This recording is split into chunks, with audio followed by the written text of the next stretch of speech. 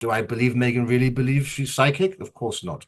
I think these are all emotional ploys in order to ensure that she gets what she wants out of life. Shocking new details are emerging about Prince Harry's unhappy life in exile just before his 40th birthday. To discuss this now, I am joined by the royal historian and commentator Rafe Hadel-Mancu. Great to have you back, Rafe. And this is actually quite sad, isn't it? I mean, I have no sympathy for Harry. I think what he's done to his family, what he's done to his father, what he's done to his brother, what he's done to his stepmother and his sister-in-law is genuinely unforgivable. I really feel that. Not to mention, actually, the hell that he put the late Queen Elizabeth II and Prince Philip through in their dying months. So, I say that to begin with, no sympathy for the guy. He has created this situation. But it's not a happy life, is it, when you hear about what he gets up to on a day-to-day basis in Montecito? It's isolated for him. It's an isolated life. It's a very unfulfilling life. It's a life where essentially you have something close to a vacuous existence. No true friends, superficial friends, friends of your wife, events where you don't really have any common ground or kindred spirits with whom you can talk about mutual subjects because everything, all the terms of reference are somehow connected to your wife's lifestyle. Harry obviously is very disturbed because of the death of his mother at such a young age. That's made him vulnerable. And I think a lot of his relationship with his wife is based upon that longing in his own life to have somebody who can essentially be a support to him and love him. I think he's a man who deeply wants to be loved. And I personally think that was taken advantage of by Meghan for her own personal ambitions, and that's led to her taking a prince halfway around the world, entirely out of his milieu, entirely out of his own comfort zone, and a man who used to, enjoy great banter with his friends and get up to all sorts of antics when we loved him as that irascible prince has now become a kumbaya meditative prince who has to make sure that his chakras are aligned every morning. I don't think it's fundamentally fulfilling. I think he must be beginning to, well, I'm sure it's obviously clear now. He realizes that there's no real future in just having that sort of lifestyle. And we just have to see in what ways it develops because, you're 40 years old. You're not a young man any longer. The midlife crisis comes a bit later, but by 40, you should be mature enough to understand what you want in life. Harry isn't gifted with great intellectual skills and so forth. He's obviously emotionally stunted, and your heart just has to go out to him and say, "Wake up! You've got one life to lead. Your family is over there. Everything you have is over there. Is your future really here doing this?" But Rafe, I think you've made a really critical point about Diana, and I just want to explore that a little bit more because it was actually so chilling and disturbing what Meghan did. And we know that she did this because Harry has actually admitted to lots of it in Spare. But we've also had very accurate stories. So, for example, when Meghan was over for the Platinum Jubilee, she told Harry, and this was overheard by members of the royal family, that Diana spoke to her during her morning yoga session and told her that this was the right thing, that they had gone to London. So it is quite cynical and disturbing, the specific ways that Meghan has almost tried to invoke the memory of Diana to emotionally manipulate her husband, isn't it? Oh, well, it just reminds me of all of those con artist psychics, right? It's the same thing entirely. Oh, your mother is speaking to me. Please hand over some more money. This is, it's not rocket science to see what's going on here. Do I believe Meghan really believes she's psychic? Of course not. I think these are all emotional ploys in order to ensure that she gets what she wants out of life. And it pains me to say this about a person who still is technically a member of the royal family. My entire life has been devoted to actually, being supportive of our monarchy and so forth. And I've never spoken ill of any member of the royal family before, really. But I mean, one has to call a spade a spade. And you just have to despair at what point Harry will finally wake up, if at all, and understand that his future must surely lie in reuniting in some way, if not with his family, if not with his brother, then with his friends back home, who at least can provide him with some of that counterbalance to the California Mm. nonsense that he's been indoctrinated Yeah, with but for the the past problem few is, years. Rafe, so many of those friends were treated so appallingly, Absolutely. not invited to certain parts of the wedding, cut off, ghosted. Now, again, we know that it's what Meghan does, and it's a very emotionally manipulative thing, actually. What do you do if you're trying to manipulate and gaslight someone? You make sure that they are completely isolated from the people who they previously trusted. And so Meghan was very successful in doing that, but you can understand why some of Harry's friends are not entirely open to the idea of reconciliation. Yes, you're absolutely right. And look, the first warning sign for everybody in the world should have been that wedding ceremony in St. George's Chapel, Windsor. If the only person from your family at your wedding is Mm, your mother and there's yep. nobody else there, No old and then friends. fast forward 1 year, and what? Look at that. Now Harry doesn't have any family around him either. Hmm. What could the common link be between those two events, do you think? Could it perhaps be Meghan doing that? So yeah, absolutely, you're quite right. Has separated him from his friends, but from the sources that I've seen in the last few days, some of his friends are actually open to all of this Yeah, now. So we're not, of course, many of his friends, because if they're not most good of his friends, have people. been burned, but there are a dedicated few who have remained loyal. No, there are, because the thing is, look, I've spoken to a lot of his friends, Rafe, or former friends, and they're good people. They're actually good people. They're worried about Harry. But, and this is a critical but, they are disgusted with what Harry did to William. Because remember, they shared a lot of friends. And even the ones that were a little bit closer to Harry than William were very affectionate of William. And they find that really difficult. But no, you are right. They are there for him. And I think they would be there for him. But it's not quite the same, because I think they feel like Harry didn't just let down the royal family, his own relatives, but he let the country down too. And you've got to remember, these people are patriots. A lot of them were in the military, they're monarchists. And so, Harry's annoyed all of those groups of people. Really, 100%, absolutely. But I would hope and assume that those who do have the national interest at heart, those who are monarchists and patriots, and who do believe in furthering the cause of the monarchy, if they are going to have a conversation with Prince Harry as his friends, that they actually engage in tough love and explain everything that you have just said. Say that to him in the starkest terms. Let him know that he is in the wrong. Tell him the reality of what they believe, the hurt and harm he's caused to their family, and essentially try to shock him out of this bubble in which he lives, in which he seems to think, if he really does think it, that no, because remember, there has never been an occasion since they got married where anything was their fault. The success, everything Yeah. in someone else's fault. There's not one example you can give Always. me. No, it's always someone else's fault. And this is the thing about the so-called Operation Bring Harry In from the Cold that annoys me. It's the pressure that's going on Prince William to somehow forgive and forget and move on. And William, you've got to be the bigger man. You're the future king. Actually, at some point, I mean, yeah, look, there's A.N. Wilson in the Daily Mail piling pressure on William. Actually, that column made me really angry. Because why has this all of a sudden become William's problem? He's having to take on a huge amount of royal duty at the moment, Rafe. He's doing a very good job. His father is seriously ill from cancer, has had to reduce his royal duties. His own wife is also seriously ill from cancer, is unable to be there by his side at royal engagements.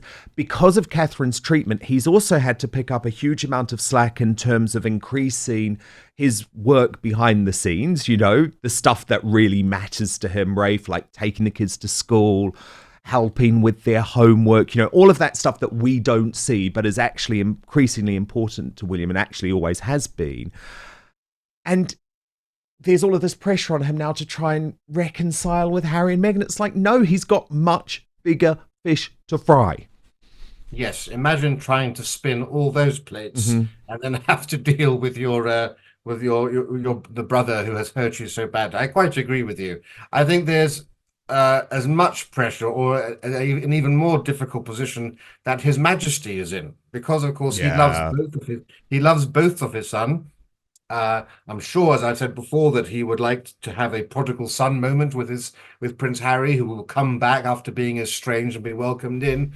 But of course, he has to consider the impact any reconciliation between him and Harry would have on Prince William. And at the end of the day, you have to think about what are the assets of the monarchy, and actually, is it in the best interest of the monarchy to bring Prince Harry back in to a relationship with Prince Charles if it is somehow going to impact the relationship between King Charles and Prince William, or in any way cause Prince William such a degree of upset that it becomes a destabilizing factor in and of itself. And so I think it's the relationship which between King Charles and the Prince of Wales that will dictate whether there is any chance of a reconciliation between the King and the Duke of Sussex. Yeah, I worry about that a lot because the last thing you want at the moment is tension between Charles and William, who have actually become much closer over the past few years. It's interesting, isn't it, Rafe? Because Charles used to be much closer to Harry, actually. But given everything they've gone through together, there is quite a union now between the king and his eldest son. But on this particular issue, there is a split. There is a split between them because Charles, when it comes to his son, is a big softie, really, and he probably will forgive him. I think the thing that I've always been told that Charles finds the hardest to forgive is his description of Camilla, which was just awful, wasn't it? You know, the evil stepmother and trying to claim that she weaponized private information about Harry to make her beloved by the press, and it was nasty. But I think Charles will forgive, William won't. And you're right, the question is, if Charles does forgive, does that cause tensions between William and the king? It's not straightforward.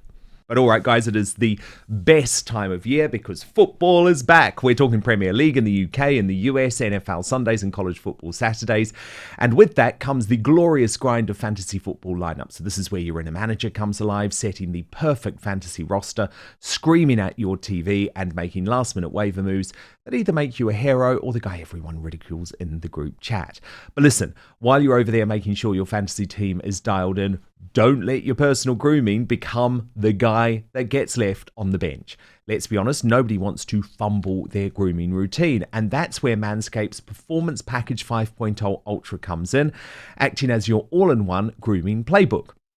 From keeping things sharp down below with the Lawnmower 5.0 Ultra to taking care of those rogue nose and ear hairs with the Weed Whacker 2.0, this is the lineup that'll keep you looking and feeling like a champ on and off the field. It will help you feel clean, confident, and ready to dominate your fantasy league. The Lawnmower 5.0 Ultra Groin and Body Hair Trimmer is the franchise player of your grooming roster with precise trimming capabilities that's reliable, efficient, and gets the job done without fumbling. Whether it's for date night, a weekend tailgate, or just everyday grooming, this is the tool you want on your squad. No one wants a surprise nose or ear hair making a guest appearance on the game day. That's why the Weed Whacker 2.0 handles those details like a pro, keeping you neat and ready to go. No missed tackles in your grooming gang. And the Performance Package 5.0 Ultra doesn't stop at grooming and essentials. It also comes with 2 free gifts: the Boxers 2.0 Midnight Bravo and the Shed 2.0 Toiletry Bag. Premium gear to ensure you're always ready for action, whether at home or on the road. Join the over 10 million men worldwide who trust Manscaped and get ready for kickoff by heading over to manscaped.com.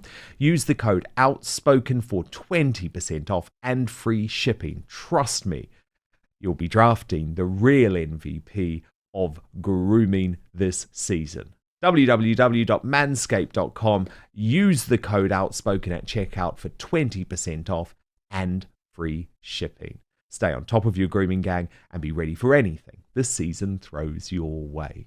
It's not straightforward, but I think if there is a reconciliation between His Majesty and the Duke of Sussex, it will also show what a wonderful consort he has in Queen Camilla, because, of course, as you said, the most horrendous things were said about her, and yet I know, knowing the sort of woman she is, she would put all of her personal emotions to the side for the good of the monarchy and for the sake of her husband's love Yeah, for she his would. and endure that, no matter what you might personally think about the situation. And I think not that we always speak about the King and about Prince William and about the Princess of Wales. Not enough is actually spoken about the Queen and what she's been through with all of this and how she might actually react and respond to Prince Harry coming back into the fold. Yeah, and she's crafty too, Rafe, because she was the one who said to Charles, no, don't meet Harry at Sandringham. Do you remember the day after the cancer announcement when he flew in from the US? Meet him at Clarence House, because then we only have to be with him for a very short period of time. And it was crafty and it was sensible, you know, and she's wise like that. Now, it's also been a very bad week, Rafe, for Meghan Markle in terms of her new commercial deals. Lots going wrong with this American Orchard Riviera and whether she's even going to be able to get a trademark for it at all. And now Newsweek, which in the past has been slavishly loyal to Meghan, seems to have turned on her and is slamming her new investment for poverty porn. According to Taz, the royal YouTuber, wrote on X, really S-word week for Meghan. Due to the trademark office, she will probably have to change the name of American Riviera Orchard because it's a geographical location, and now her new investment slammed for property porn. So this doesn't seem to be going very well for her, even though there's a big PR drive at the moment. Yes, it seemed to, I mean, at least American Riviera Orchard seemed to be off to a good start, but this poverty porn thing, I think is simply hilarious. You know, you can never get too woke, right? No matter how woke you think you are, you'll always find someone more woke than you, and it'll come back to bite you. And I think that's what's happened now with Meghan, who of course has been having this new company with which she's involved. They have been making these luxury handbags in, of all places, Rwanda. Rwanda's never out of the news these days. And what Meghan is basically being accused of and her company is being accused of is eventually saying, well, look, you know, you are virtue signaling here in the most worst way possible. You know, you're buying these expensive bags and then you're making it look like you're doing a favor to these poor people in Rwanda. It sort of reminded me a bit of the wokey comedians in Comic Relief who used to go and make those videos in Africa. And then they were told that they were being condemned for that because it was the white savior making these videos about, look what we're doing for the people in Ethiopia and so forth. And I think Meghan is experiencing some of that. And so I think, you know, if you're going to live by the virtue signaling sword, well, you should die by it. Yes, indeed. Now, look, the most bonkers royal moment of the week has come from two celebrity interviews. First, David Walliams was praising Harry and saying, oh, the royal family need him because they're all really boring and Harry's so fun that he exposed his buttocks to me during a night out. And I thought all of that was weird and creepy. But breaking right now, Ian McKellen has launched a real broadside at the royal family, including the late Queen, saying in an extraordinary interview with the Times newspaper that he's definitely on the side of Prince Harry, even though he did brand him not bright enough to cope with royal life. He said the Queen turned quite mad in her final years. He described King Charles as damaged, and he was particularly scathing about Elizabeth II during the time that they came together when he was being awarded a Companion of Honor medal. So this was in 2008. And what seemed to really irk him, Rafe, is that the Queen told him, you've been doing this a long time. Does anyone actually still go to the theatre? Sir Aaron said that was bloody rude and that she then gave him the signal to go away. He then said, hats off to anyone who manages to stay sane in this world. Now, I have to say, I didn't particularly like this from Sir Ian McKellen. There he is, a knight of the realm, someone who has been given huge access to the royal family over the years. And in fact, the question, I believe, that the Queen would have been asking at that point, or the late Queen would have been asking at that point, is actually, how can we save the theatre? Because isn't it concerning now that people are on their PlayStations or watching television or looking at the iPhone? That's what she would have meant. And for some reason, he seemed to have turned it into a great offence. Yeah, I think he risks making himself look like a bumbling old fool here, I'm sorry to say. So, I mean, for heaven's sake, this was in 2008. He had already sold out to Hollywood, right? Making these completely low-grade superhero films and Lord of the Rings and so forth, she might have been saying, well, the fact that you've gone into the movies, does that mean there's not much of a future for the British Empire? For the British Empire, for the British theatre, theatre. rather. And, or you could be quite right. She was a dedicated theatre goer for much of her life, towards the end of her life, for obvious reasons. She didn't attend the theatre that much. Maybe she was genuinely curious. But from one simple sentence like that, I mean, to draw this conclusion and to call Her Late Majesty bloody rude, I mean, how outrageous for somebody who accepted all these honours from the sovereign, Knight Bachelor, Commander of the British Empire, Companion of Honours, to accept all of that gleefully and then to besmirch Her Late Majesty in that way. I mean, that's in my book, you're a cad and a bounder. And I don't know what when you are the Queen, you have to be on the ball all the time. Now, when in 2008 the Queen was not a spring chicken, to think that every single person you meet, you have to say something witty. You have to be, engaging at all times. The Queen can't be on the ball all the time. Maybe she didn't sound that interested in him or whatever, but to draw that out of it and then to make it public like this, I think is absolutely reprehensible. We know that he gave this interview whilst he was recuperating after falling off a London stage in June. All I can imagine is he must have fallen on his head. And we also know that he made his comments whilst he was still reading Prince Harry's Spare, so perhaps that clouded his judgment too. Don't put yourself through that, Ian. It's horrible. I had to do it in one day for work purposes, and it was lovely just to get it over with. I had to speed read it because I had to get it over with because I was reporting on it. The thing that I found probably the most offensive, though, Rafe, was that he described the late Queen as being quite mad in her final years. And that is completely contrasting to this very moving account that her long-standing stud groom, Terry Pendry, has given about the final ride on her beloved pony. And it was just a beautiful account, actually, on a podcast where he spoke about this day where he had to carry her up on the horse and take her down because she was pretty frail actually by that point, but she still made jokes with him and told him off a little bit because he had said, your pony's 26, you're 96, this has to be a record. And so the point of this whole story is that yes, she may have been suffering physically, Rafe, but mentally she was always right there until the end. And I've had discussions with the former Prime Minister Liz Truss about this as well, who says, she had the last formal picture with the late Queen just 2 days before her death, and she's always been absolutely adamant that mentally the Queen was completely sharp. Yes, and I'm fortunate enough to know people who had close access and worked and were also friends of Her Late Majesty. And I've never heard anything in the last 20 years that would come anywhere close to the sort of nonsense that Ian McKellen. I'm not going to call him Sir Ian McKellen any longer. I don't think he deserves that accolade. He's now Ian McKellen in my books, and I think perhaps he might be the one that's going a tad mad, might I suggest, with the very idea that you would come out with all of this nonsense in public and not considering the implications it might have. Of course, he's always had a bit of a chip on his shoulder. He was born in Burnley, Lancashire, but his great friend Sir Patrick Stewart also was born in Yorkshire. Has always been a very decent sort, but we know Ian McKellen, for some reason, has always had a chip on his shoulder about anybody who he deems to have born into privilege. So I think we have to bear some of that in mind as well. Yeah, and the thing is, it's fine for him to have his opinion, but then why have you done all of these things with the royal family over the years? Why did you accept the knighthood? That's what I find annoying. But the good thing is there's some nice news to end with on Queen Elizabeth II, because we learn that she is going to be honoured with a new monument in an iconic location. This has been revealed by the Daily Mirror and an exclusive.